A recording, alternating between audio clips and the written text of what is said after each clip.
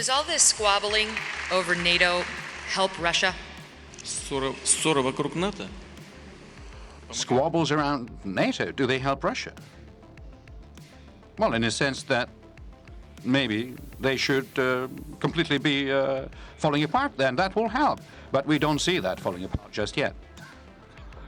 Well, it's been more than once that I asked myself a question and raised it publicly, because NATO was established as a Cold War instrument in a fight against the Soviet Union and the so-called Warsaw Pact. There's no longer any Warsaw Pact nor Soviet Union, but NATO is still there. Now, the question is, what for?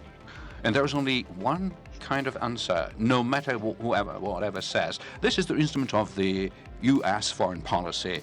And if somebody likes it, all right, that's the way it should be. But most importantly is that for the processes that NATO has always been talking about, transformation of that treaty into a political organization, as the kind of an organization which creates the elements of stability in the world. If that is the case, this is all right. But so far, it doesn't happen that way.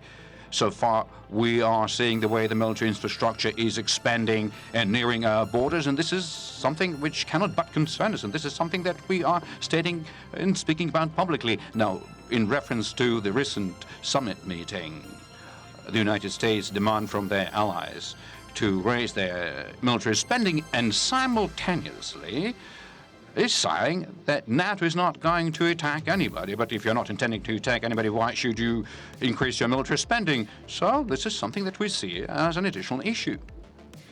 Therefore, you know, we did our best to establish constructive relations with this organization. Even we set up the Russia-NATO Council in Rome, but it all ceased to be, and effectively no longer is working, not because of us to blame, not because of our initiative, but the lack of such instruments of cooperation is bad because it doesn't give us an opportunity to constructively cooperate, to try and eliminate the current problematic agenda items. So people are saying that NATO is supposed to more actively fight against terrorism. This is good. This is something that we are supportive of. But at the same time, what do we see?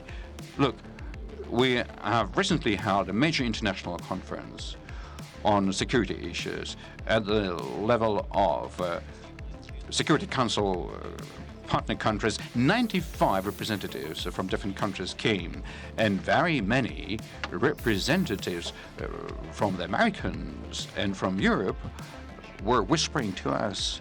They were trying to persuade us in Brussels and in Washington not to go to Russia. So what is it? The people who maintain such a position, which part of their body they're thinking with, you know?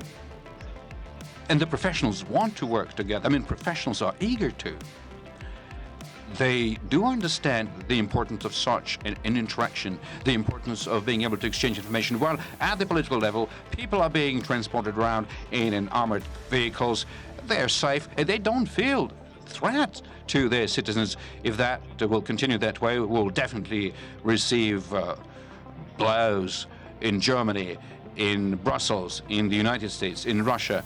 I mentioned it more than once. We need to unite our efforts in combating main threats, one of which is terror. If this is where we would need to work together in a constructive way, we will definitely be cooperating.